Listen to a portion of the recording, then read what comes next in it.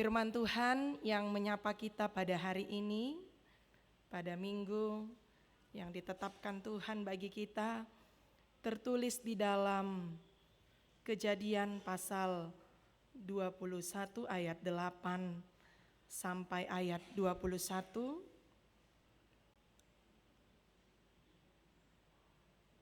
Saya akan membacakan bagi kita, marilah kita mengikutinya di dalam hati kita. Kejadian 21 ayat 8 sampai ayat 21, demikianlah firman Tuhan. Bertambah besarlah anak itu dan ia disapi. Lalu Abraham mengadakan perjamuan besar pada hari Ishak disapi itu. Pada waktu itu Sarah melihat bahwa anak yang dilahirkan Hagar, perempuan Mesir itu, bagi Abraham sedang main dengan Ishak anaknya sendiri. Berkatalah Sarah kepada Abraham, "Usirlah hamba perempuan itu beserta anaknya, sebab anak hamba ini tidak akan menjadi ahli waris bersama-sama dengan anakku Ishak." Hal ini sangat menyebalkan Abraham oleh karena anaknya itu. Tetapi Allah berfirman kepada Abraham, "Janganlah sebal hatimu karena hal anak dan budakmu itu. Dalam segala yang dikatakan Sarah kepadamu, haruslah engkau mendengarkannya. Sebab yang akan disebut keturunanmu ialah yang berasal dari Ishak."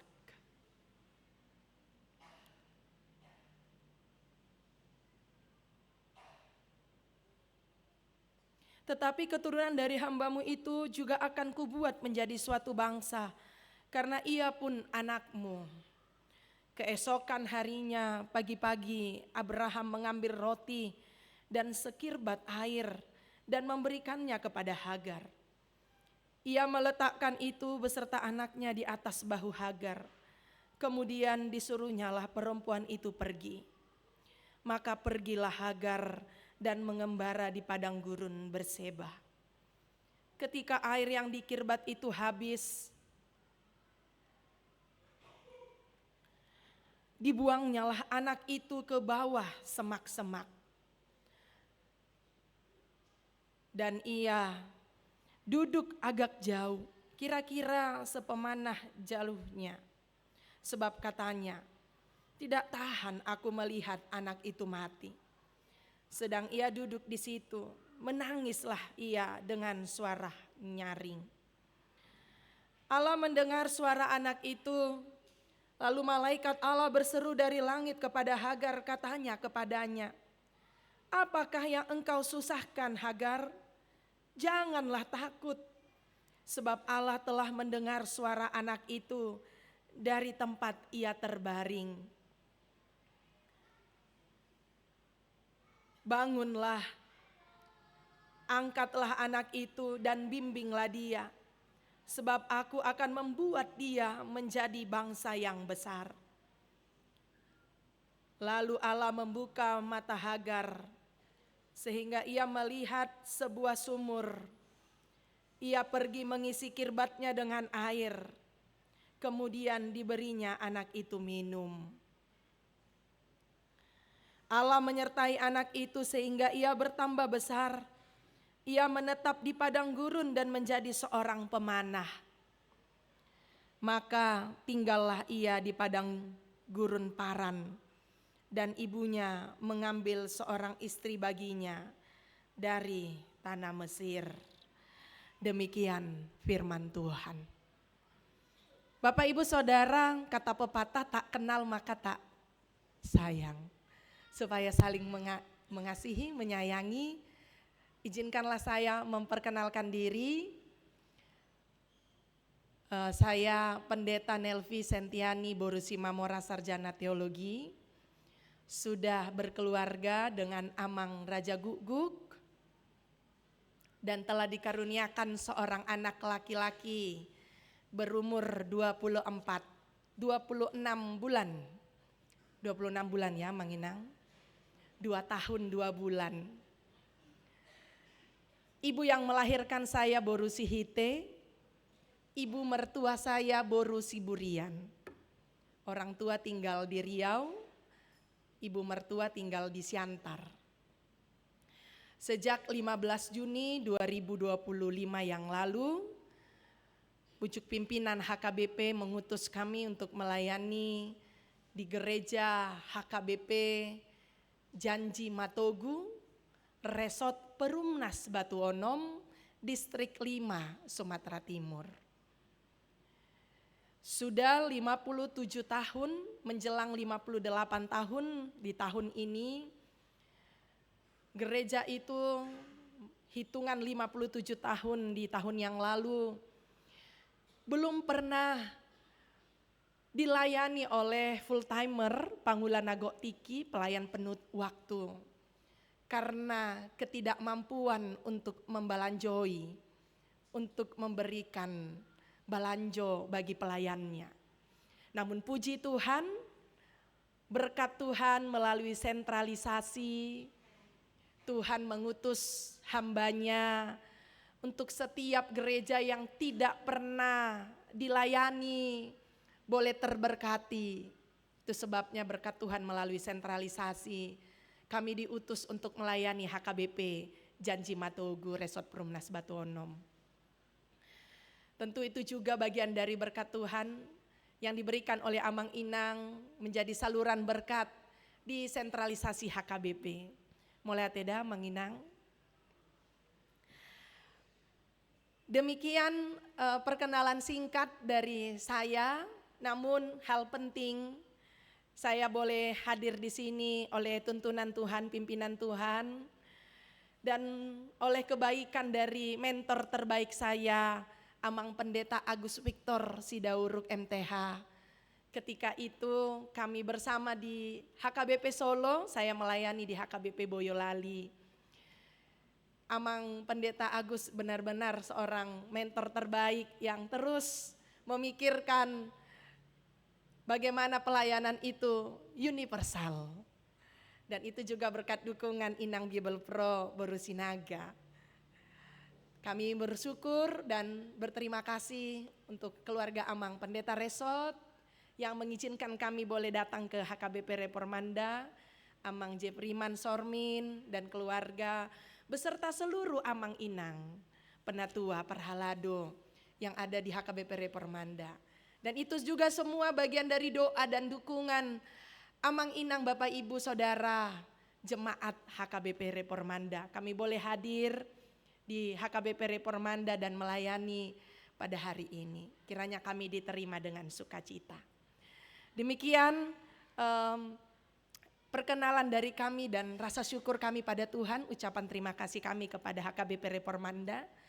Sahatma tabe dohot horas-horas sian sude hami, molotung pe holanau dohot keluarga, dohot yanak konami yanak kota haminato lunaro, naung roma hami sude ruas dohot parhalado HKBP Janji Matogu, Resort Perumnas Batu Onom tu HKBP Reformanda, marhite horas-horas ya kami, horas madihita saluhutna.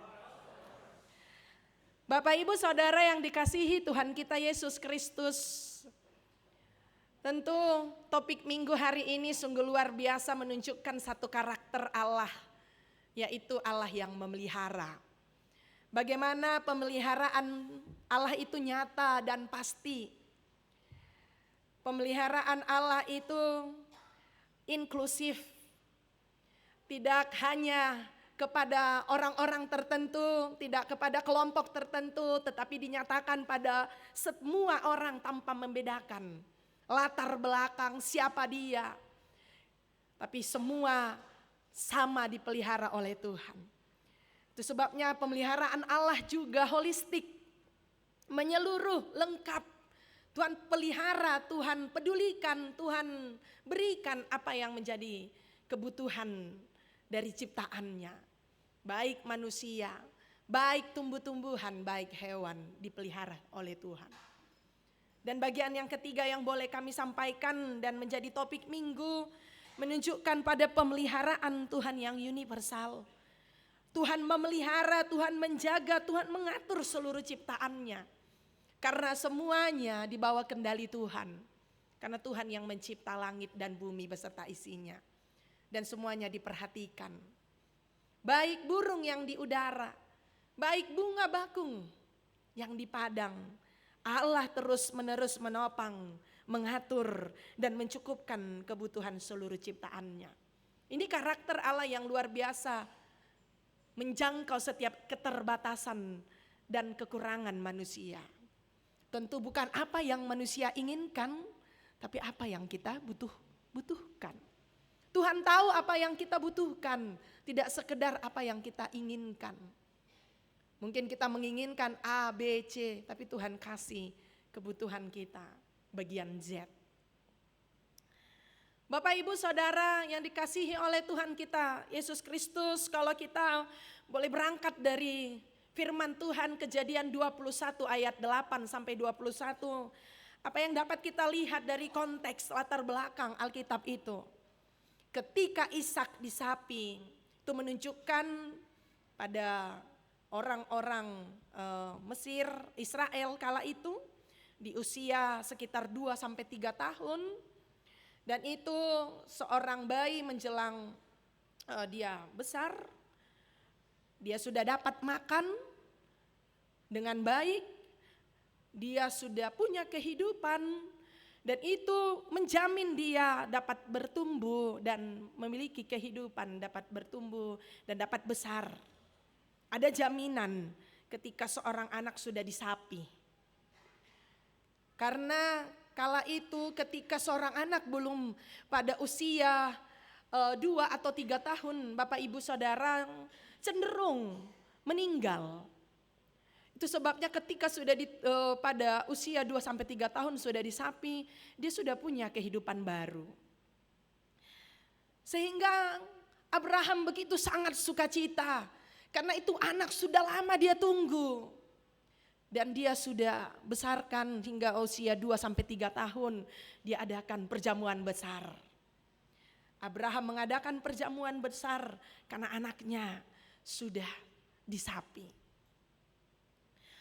Lalu apa yang terjadi? Sarah melihat Ismail, anaknya. Ketika itu Ismail sudah beranjak remaja, mau dewasa sekitar umur 17 tahun. Bermain-main dengan Ismail, bermain dengan Ishak. Lalu Sarah melihat, loh kok ini bermain, kan ini beda. Anak saya anak janji, kalau Ismail ini kan anak secara daging. Timbul kecemburuan, timbul ketegangan di antara dua identitas yang menunjuk pada Ismail itu anak daging, Ishak itu anak janji. Lalu si Sarah ini melapor, aduh Bapak tolong, ini kenapa bisa demikian bermain, si Ismail mengejek ini anak saya. Tidak terima si Sarah, dia khawatir.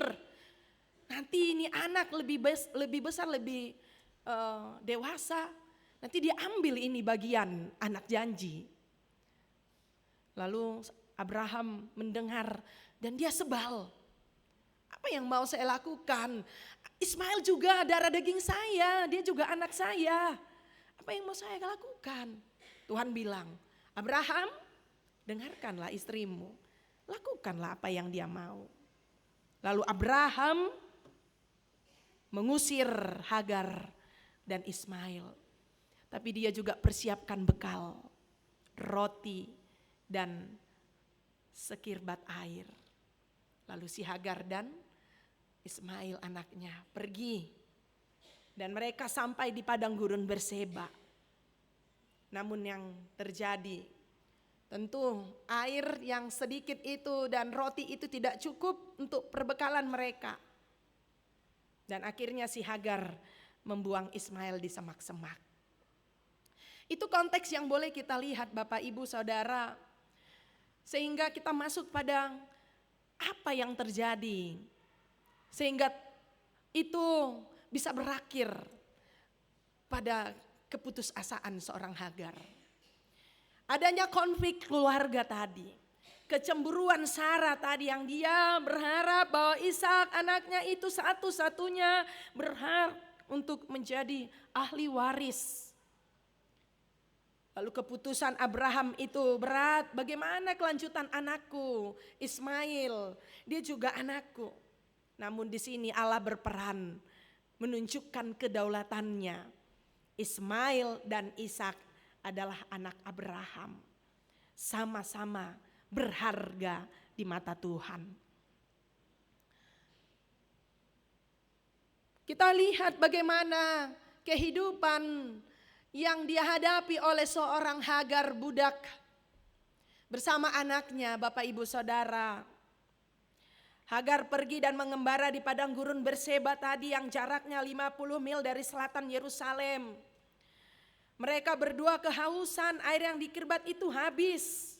Merasa putus asa, Hagar membuang Ismail di semak-semak, terjadi komplikasi permasalahan. Di luar kendali kekuatan seorang Hagar. Dia tidak mampu menahan anaknya. Tidak mampu melihat anaknya mati karena kehausan dan kelaparan. Itu yang dia lakukan pada anaknya Ismail. Namun kita lihat bagaimana padang gurun Berseba itu simbol kekhawatiran, keputusasaan, penderitaan. Karena tidak adanya kehidupan. Tetapi Tuhan memperhatikan Hagar dan Ismail. Bahkan di ambang kematian karena hanya ada roti dan sekirbat air. Kalau sekirbat air itu yaitu tempat yang terbuat dari kulit hewan. Yang punya batasan, yang penuh dengan kekurangan, tidak mampu menampung air banyak. Hanya secukup-cukupnya. Dan kalau dari penatapan manusia secara manusiawi, pandangan manusia itu tidak cukup untuk bertahan lama, hanya untuk sesaat saja. Tapi kita mau lihat bahwa keadaan yang menunjukkan keterbatasan manusia, ternyata di situ Bapak Ibu Saudara membuka jalan pada pemeliharaan Allah. Dalam keadaan yang menunjukkan keterbatasan manusia, justru di situ terbuka jalan pada pemeliharaan Allah.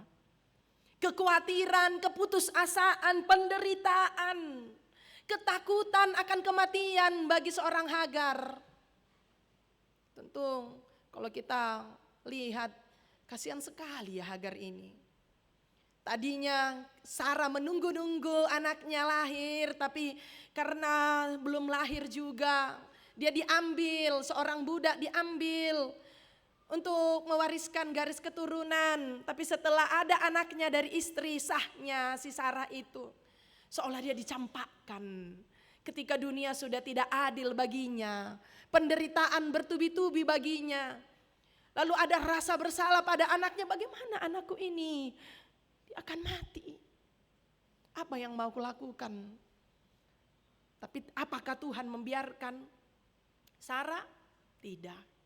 Tuhan sekali-kali tidak membiarkan orang yang bahkan tidak bagian dari janji Allah yang dinyatakan pada Ishak. Tapi justru Tuhan menjangkau dari keterbatasan dan kekurangan manusia itu. Allah menyediakan sumber solusi terbaik dalam setiap pergumulan. Allah mendengar tangisan mereka. Lalu ia mengutus malaikatnya menyediakan air dan memberikan masa depan bagi Ismail. Apa yang diberikan Tuhan masa depan bagi Ismail, Bapak Ibu Saudara? Bahwa aku akan membuat dia menjadi suatu bangsa yang besar di ayat 18.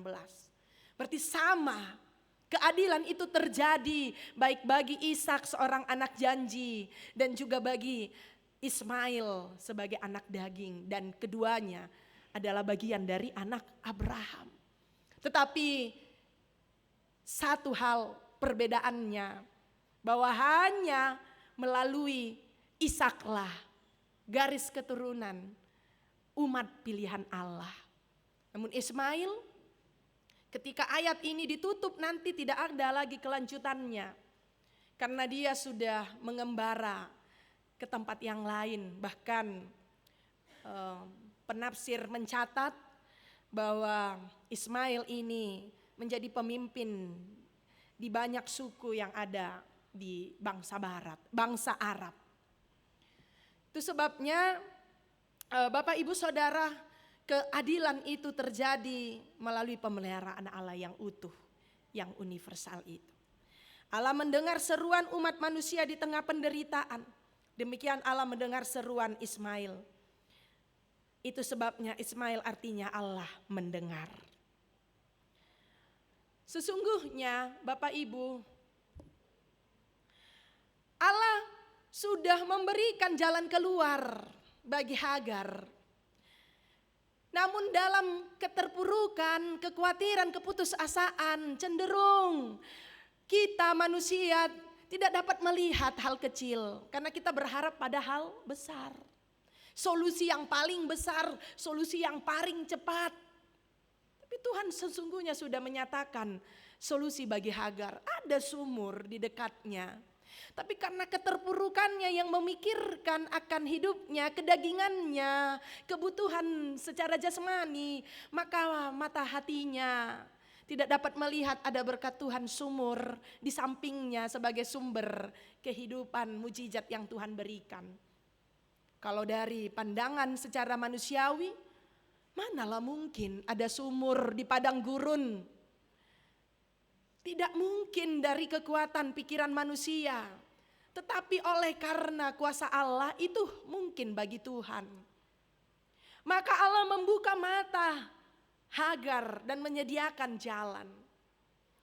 Allah tidak langsung menciptakan air tiba-tiba dari langit, tetapi Tuhan membuka mata Hagar sehingga ia dapat melihat sumur yang sebelumnya ia tidak sadari. Ini juga sering terjadi bagi kita Bapak Ibu Saudara. Kita sering fokus pada penderitaan, kekhawatiran, kebingungan, ketakutan akan hidup kita. Jangan-jangan hidupku akan berujung pada kematian. Apa yang mau aku lakukan? Karena memikirkan dengan kekuatannya sendiri. Kekuatan kita sendiri. Justru di dalam itu ternyata Tuhan membuka jalan pada pemeliharaannya. Mari fokus bukan pada penderitaan, tetapi pada penyertaan dan pemeliharaan Tuhan. Sehingga dalam penderitaan, kekhawatiran, ketakutan, kebingungan, kita dapat membuka mata hati kita. Kita dapat dibukakan mata dan hati kita untuk melihat kuasa Tuhan. Seberat apapun penderitaan, kekhawatiran kita yang saat ini, pasti kita merasakan bahwa banyak yang kita pergumulkan, banyak yang kita khawatirkan Bapak Ibu di tengah-tengah dilemanya dunia ini. Perekonomian, pendidikan anak-anak, pekerjaan. Tentu itu dapat membuat kita terganggu, khawatir, bahkan menderita. Apakah hidupku akan berlanjut? Tapi percayalah Bapak Ibu, firman ini sungguh sangat meneguhkan kita di minggu ini.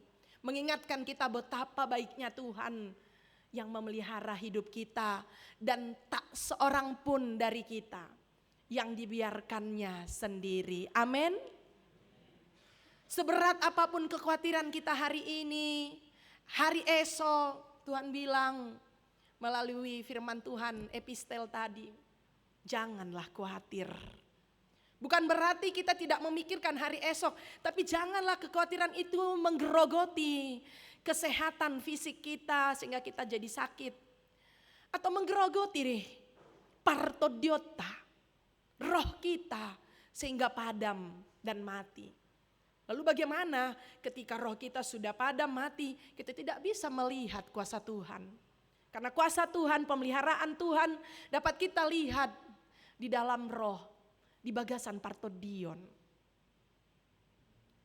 Firman ini sungguh meneguhkan kita Bapak Ibu Saudara.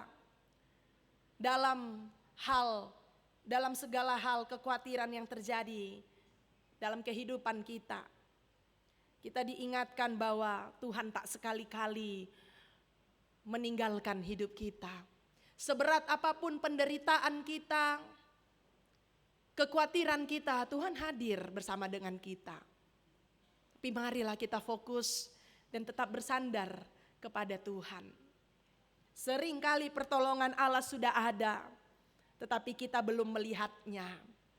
Karena tadi kita fokus pada kekhawatiran dan penderitaan.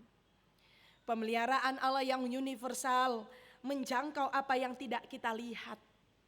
Itu menunjukkan bahwa Allah penuh kasih dan peduli, serta tak sekali-kali kita ditinggalkannya dalam penderitaan kita.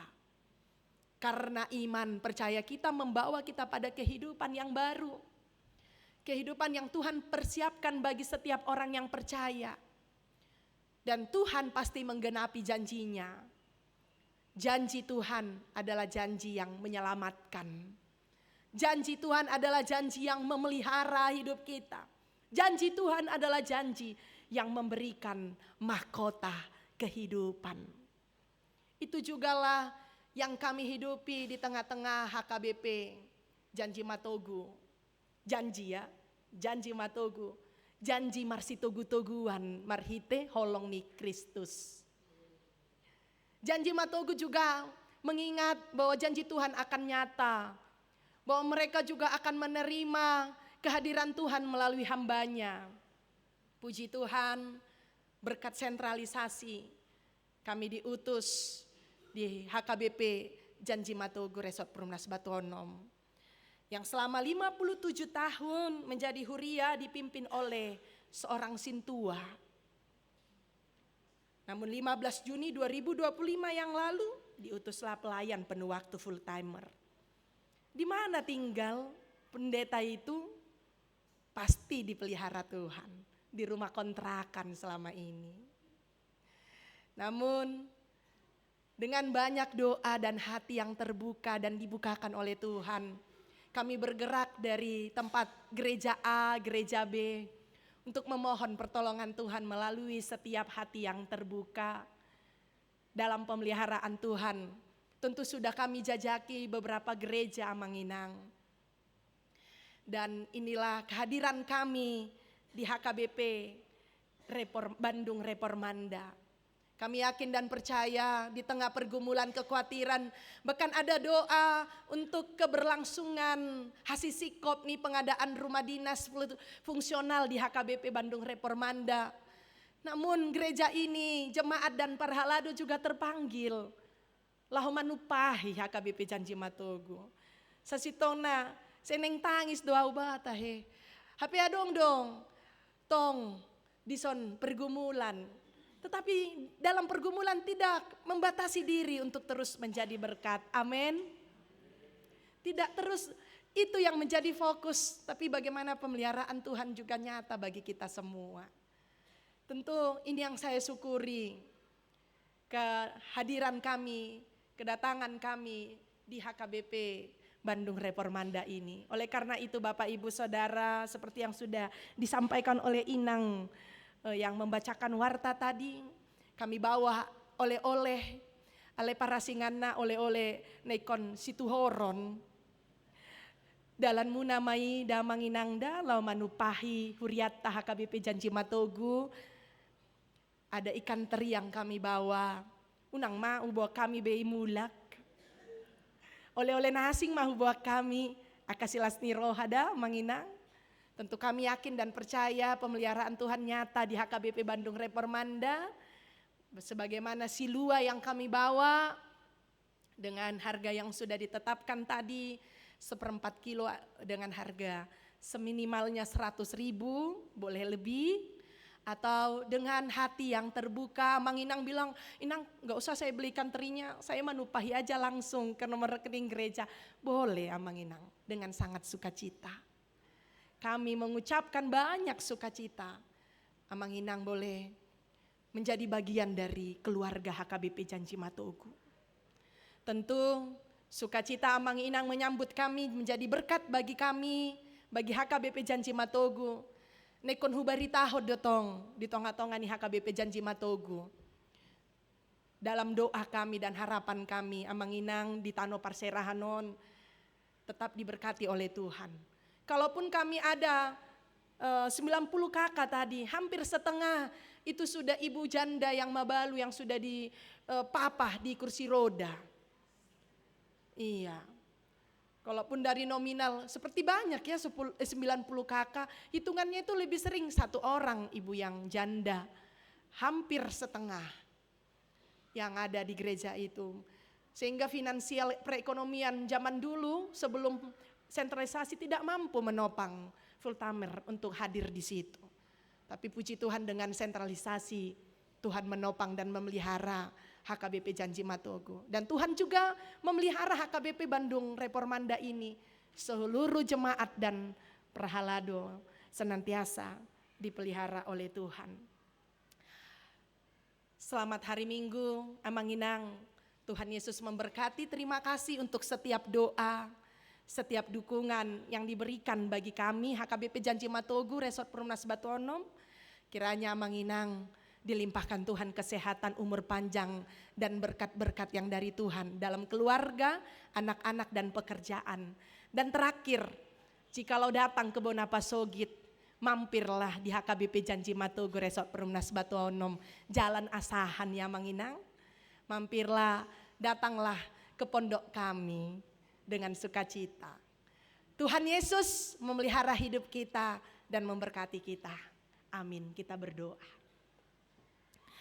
Terpujilah namamu ya Allah, sumber pemelihara hidup kami, yang memberkati kami hari ini melalui nafas kehidupan, sehingga kami datang ke bait suci-Mu Tuhan, untuk merayakan keselamatan dan kehidupan yang Tuhan beri. Bernyanyi, berdoa, dan mendengarkan firman-Mu, yang meneguhkan iman kami untuk terus bersandar dan mengandalkan Tuhan yang memelihara hidup kami. Kami yakin dan percaya ketika Tuhan pelihara Abraham, Sarah, Ishak, Hagar, bahkan Ismail, Tuhan juga memelihara kami dengan pemeliharaan yang sama. Kami yang hadir di tempat ini, di HKBP Bandung Reformanda ini. Kami datang dengan banyak pergumulan, kekhawatiran, penderitaan, bahkan tantangan kehidupan yang mencoba melemahkan kami secara fisik dan roh kami.